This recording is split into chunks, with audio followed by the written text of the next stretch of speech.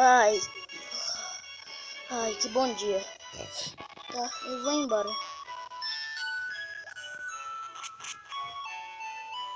Mãe, eu já vou embora, tá? Certo, filho.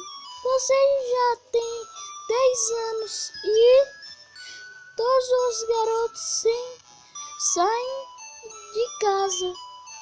Um dia vi isso na TV. Meu menino, já vai para uma jornada. Assim, professor Wack quer te ver. Tchau, querido. Tá bem, mãe. Tchau. Ai, caraca. Eu já vou embora. Deixa eu ver se o professor Wack tá lá no laboratório dele, né? Que é professor. Professor? O professor não tá aqui. Que merda.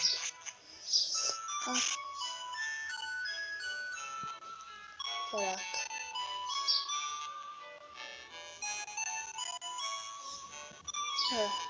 Eu vou embora. Espere. Não saia. Que? Não é seguro. Pokémon selvagens vivem na grama alta. Você precisa de um Pokémon para te proteger. Já sei, venha comigo. Tá bem.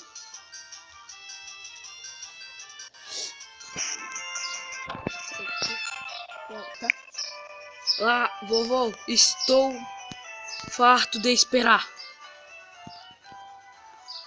Caldão, deixe-me pensar.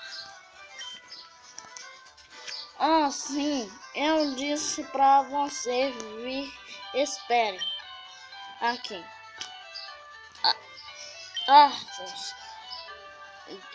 Tem 3 Pokémons aqui. Haha. Os Pokémons estão dentro da Pokébola. Quando eu era jovem, fui um ótimo treinador Pokémon. Mas agora só tenho esses 3. Você pode escolher um. Vai, escolha. Vovô, não é justo. E eu? Calma, Caldão. Depois é sua vez. Caraca. Que Pokémons tem? Deixa eu ver. Bombasauro de planta. Não quero. Não. Squirtle. Não quero.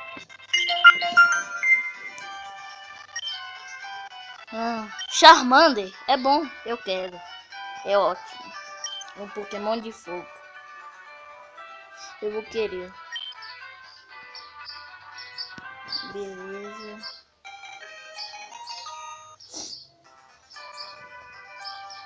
Não vou botar.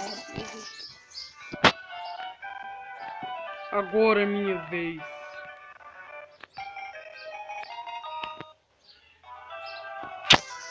Tá. Tá, caraca. Bom, galera, então esse foi o final do vídeo. Espero que vocês gostaram. Inscreva-se no canal, deixe seu like e não esqueça de comentar sobre esse vídeo. É nóis. Valeu, falou e fomos!